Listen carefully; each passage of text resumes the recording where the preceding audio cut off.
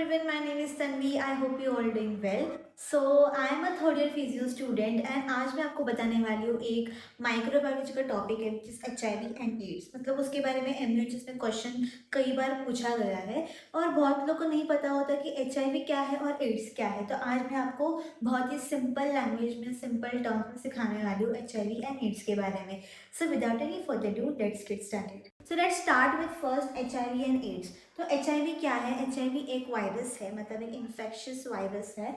And जो ads है उस वायरस के इन्फेक्शन होने की वजह से जो लास्ट स्टेज में आता है उसे हम एड्स कहते हैं। ठीक है, तो सबसे पहले देखते हैं कि HIV वायरस बॉडी में एंटर किस किस सोर्सेज से करता है। So HIV enters through blood, semen, vaginal fluid and breast milk. इन्हीं चीज़ों से HIV किसी की बॉडी में एंटर कर सकता है। ऐसे बहुत लोग का मिथ है कि हग करके, हैंडशेक करके HIV स्प्रेड होता है, बट ऐसा नहीं है। It only spreads up to this things. ठीक है, फिर एक्चुअली क्या होता है, जब हमारे बॉडी के आप समझो HIV हमारे ब्लड स्ट्रीम में आ गया, ठीक है, फिर वो पहले टारगेट करेगा या फिर अटैक करेगा हम लोग के हेल्पर टी सेल्स में, जो कि यूजुअली होते हैं WBCs। बेसिकली जब भी कौन सा भी इन्फेक्शन या फिर कौन सा भी एक वायरस फॉरेन पार्टिकल हमारे बॉडी में एंटर करता है, सो उसको देखने के लिए, उसको रिकॉग्नाइज करने के लिए हमारी इम्यून सिस्टम एक्टिवेट होती है। सो इम्यून सिस्टम में मोस्ट प्रोबेबली कौन से सेल्स वर्क करते हैं, जो कि है WBCs।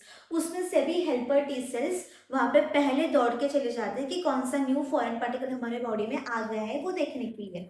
ठीक है, तो अब क्या करेगा, जो हेल्पर टी सेल है ना, वो हमारे HIV वायरस को अभी टारगेट करेगा।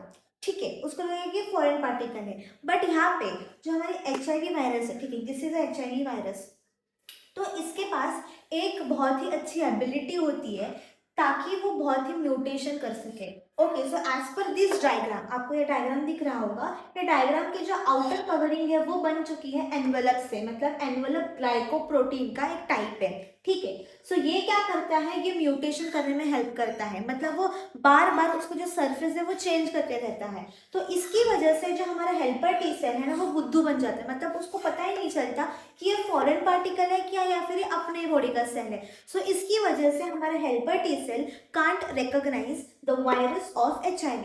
सो इसकी वजह से क्या होता है ना कि वो उसके साथ कंबाइन हो जाता है, मतलब अभी ग्लाइकोप्रोटीन्स की वजह से ये म्यूटेट होता है फ्रिक्वेंटली, तो हमारा हेल्पर टी सेल्स उसको पहचान नहीं सकता। ठीक है, अब ये दोनों एक दूसरे में कंबाइन होते हैं। फिर अभी ये क्या करते हैं कि जो ये HIV है, HIV का वायरस है, उसके पास RNA होता है। यहाँ पर देखिए, दिस इज HIV RNA।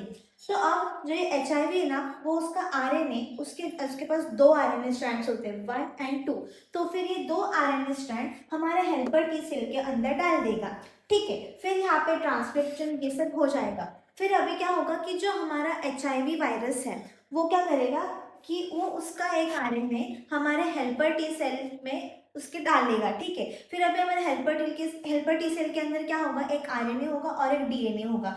तो अभी उसके बाद क्या होगा, जो हमारे हेल्पर टी सेल है उसके अंदर अभी हमारे HIV वायरस का DNA बन चुका है, 2 स्ट्रैंड वाला। तो अब क्या होगा कि जो हमारा हेल्पर टी सेल है उसके जैसे ही बहुत सारे कॉपीज बनाएगा आगे, और हमारे पूरे बॉडी में HIV का इन्फेक्शन स्प्रेड हो जाएगा।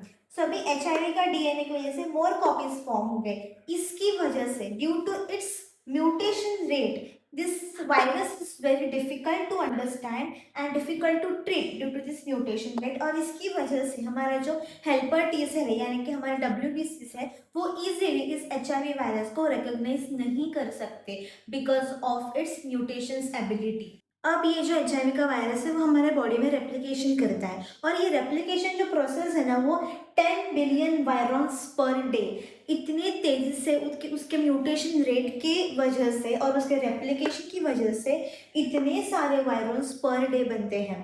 एंड ये इम्यून सिस्टम को सप्रेस करता है, एंड इसकी वजह से जिसकी हमारी इम्यून सिस्टम अभी सप्रेस हो चुकी है, तो अगर कौन सी भी बीमारी आई, मतलब कोल्ड, निमोनिया, कैंसर, कौन सी भी थ्रेटनिंग कंडीशंस आई, तो वो बहुत ही ज़्यादा हमारे बॉडी में अफेक्ट करेगी, क्योंकि उसको अटैक करने के लिए हमारे इम्यून सिस्टम अभी बहुत ही ज़्यादा डीएक्टिवेटेड है इसकी वजह से। सो इसलिए अगर कोई कैंसर या फिर निमोनिया उस पर्सन को अफेक्ट कर गया, तो फिर उसको बहुत ही बुरी तरीके से उसके बॉडी के ऊपर अफेक्ट करेगा। क्योंकि क्योंकि हमारी इम्यून सिस्टम बहुत ही ज़्यादा डिप्रेस हो चुकी है इसकी वजह से। सो इसीलिए कहते हैं कि person death is due to other diseases but not by HIV virus और बाय एड्स। मतलब जो पर्सन, जो पेशेंट जिसको अभी HIV वायरस हुआ है, उसका डेथ HIV या फिर एड्स की वजह से नहीं होती, पर उस कंडीशन में बाकी के जब डिसीज उसको अफेक्ट करने लगेंगे due to its immune system suppression, उसको उसकी डेथ हो जाएगी। And this was all about HIV and AIDS. ये मैंने आपको डीप नहीं समझाया, मतलब ये एक आपको बेसिक आइडिया दिया है कि ऐसा कुछ होता है। इसके पीछे बहुत ही ज़्यादा फिजियोलॉजिकल प्रोसेसेस भी है, वो आपको बुक में मिल जाएंगे। बस ये आपको इजीली कॉन्सेप्ट समझने के लिए, और आप ये कॉन्सेप्ट से आपके एग्जाम में आंसर लिख सकते हैं, इसलिए मैंने आपको ऐसे तरीके से समझाया। आई होप आपको ये समझा होगा। And if you like this video, don't forget to like, share and subscribe to my channel and share with your medico friends. So thank you for watching guys, bye.